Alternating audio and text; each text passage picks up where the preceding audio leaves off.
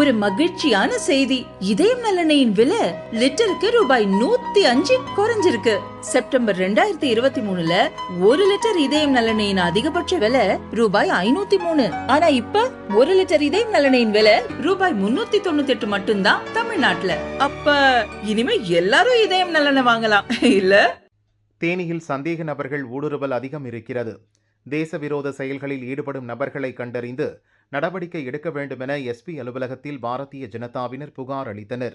நம்ம மாவட்டத்துல மிகப்பெரிய ஒரு ஆபத்தான விஷயம், நம்ம அண்டை மாநிலமா இருக்கக்கூடிய கேரளாவுடைய பார்டர்ல இருக்கிறதுனால எண்ணற்ற தேச விரோத செயல்பாடுகள்லாம் தேனி மாவட்டத்துல ஜகஜமா நடந்துட்டு போயிட்டு இருக்கு. நிறைய உதாரணங்கள் இதுக்கு முன்னால இருந்திருக்கு. அந்த அடிப்படையில உத்தமபாளையம், கம்பம், பெரியகுளம் போன்ற பகுதிகள்லாம் ஒரு மிகப்பெரிய எண்ணிக்கையில சந்தேகத்திற்குரிய நபர்கள் நடமாட்டம் அதிகமா இருக்கு. சமீப காலமா அவங்க பாகிஸ்தான்காரங்களா பங்களாதேஷ்காரங்களான்னு தெரியல.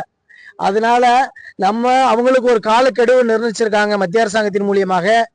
அந்த அடிப்படையில தேனி மாவட்டத்திலே சந்தேகத்திற்கு இடமாக நடமாட்டம் உள்ள அந்த நபர்களை கண்டறிந்து மாவட்டத்திலிருந்து அப்புறப்படுத்த வேண்டும். அடிப்படையில ஏதோ தேனி மாவட்டம் இது போன்ற பயங்கரவாதிகள், தேச விரோதிகள், தேச பிரிவினவாதிகளுடைய ஊடுருவலின் காரணமாக இது போன்ற தொடர் போராட்டங்களை முன்னெடுக்கிறார்களா என்று நாங்கள் அச்சப்படுறோம்.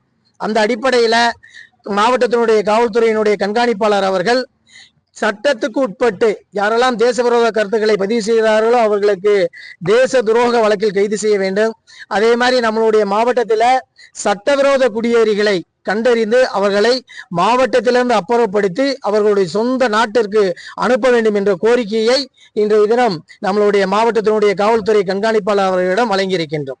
பயங்கரவாத சம்பவங்களுக்கு அடைக்கலமாக தேனி மாவட்டத்தில கடந்த காலங்களில் தேசிய புலனாய்வு அமைப்பான NIA தேனி மாவட்டத்தில் உள்ளூர் காவல்துறைக்கு தெரியாத விஷயங்கள்லாம் அவங்க புலனாய்வு செய்து எத்தனையோ நபர்கள் உத்தமபாளையம், கம்பம் போன்ற பகுதியெல்லாம் கைது செய்யப்பட்டு இருக்கின்றாங்க. அந்த அடிப்படையில இன்னும் எத்தனை பேர் தலைமறைவா இந்த தேனி மாவட்டத்தை புகலிடமாக கொண்டு தேச விரோத செயல்களில் ஈடுபடுறாங்க அப்படின்றத காவல்துறை இனிமேலாச்சும் சுதாரித்து கொண்டு தமிழகத்துல ஒட்டுமொத்த தேனி மாவட்டத்துல வேறு விதமான அசம்பாவிதம் நடந்துடக்கூடாது. நம்மளுக்கு இங்க பிடிபட்டவர்களுடைய சதி செயல் தேசிய அளவுல கண்டறியப்பட்டு இருக்கின்றது. அப்படியாப்பட்ட சதி செயலுக்கு உடந்தையாக தேனி மாவட்டத்தில் அவங்க தங்கி இருந்து சவகாசமா இருந்து போகக்கூடிய அளவிற்கு ஒரு இருப்பிடமாக, ஒரு பாதுகாப்பான இடமாக தேனி மாவட்டத்தை அவங்க அதை நினைச்சதுனாலதான் தேனி மாவட்டத்துல எப்பேற்பட்ட கொடூர செயலையும் செய்துவிட்டு தேனி மாவட்டத்துல தஞ்சமடைகிறாங்க. அதனால காவல்துறையினுடைய மாவட்ட கண்காணிப்பாளர் அவர்கள் உடனடியாக இது போன்ற செயல்களை கடந்த காலங்களில் இந்த குற்றப்பணிகளில் யாரெல்லாம் இருந்தாங்களோ அவங்களுடைய நெட்வொர்க்கை கடைபிடிச்சு இன்னைக்கு சந்தேகத்துக்கிடமான எண்ணற்ற பேர் இருக்கிறதாக சொல்றாங்க, மொத்தமா வராங்க. அதனால அவர்கள் யார், அவங்களுக்கு உண்மையிலே இந்திய தேசத்தை சேர்ந்தவங்களா இல்ல அந்நிய தேசத்தை சேர்ந்தவர்களா என்பதை அடையாளம் கண்டு தேனி மாவட்டத்திலிருந்து அவர்களை அப்புறப்படுத்த வேண்டும் என்ற கோரிக்கையை தேனி மாவட்ட பாரதிய ஜனதா கட்சி முன்வைக்கின்றது.